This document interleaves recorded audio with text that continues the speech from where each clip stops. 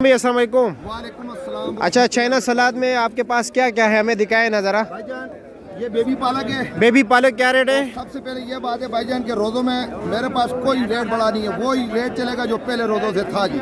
जी जी जी, रमजान से पहले जो रेट था वही रेट होगा। वही रेट होगा इंशाल्लाह पूरे रमजान में जी। इंशाल्लाह होगा और ना जुल्म करेंगे जी, ना अच्छा। करने देंगे इंशाल्लाह। इंशाल्लाह। अच्छा जी, बेबी पालक क्या रेट है? ये भाईजान पहले 400 रुपए दर्जन था, अब 300 रुपए दर्जन मिलेगा। 300 रुपये दर्जन मिलेगा।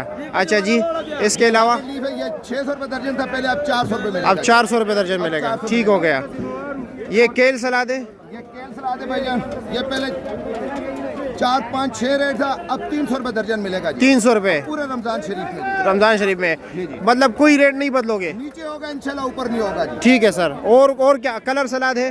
कलर सलाद है। अच्छा जी, ये पुदीना क्या रेट है? पुदीना 100 रुपए दर्जन है, पहले भी था 100 और अब भी पूरे रमजान शरीफ में 100 ही मिलेगा। 100 मिलेगा। ठीक हो गया। अच्छा जी, और क्या है आपके पास? सलाद है? सलाद है पूरा रोज़ों से पहले भी 150 था और अब भी 150 मिलेगा जी। ठीक है भाई, कांटेक्ट नंबर देता हूँ आपका, ठीक है।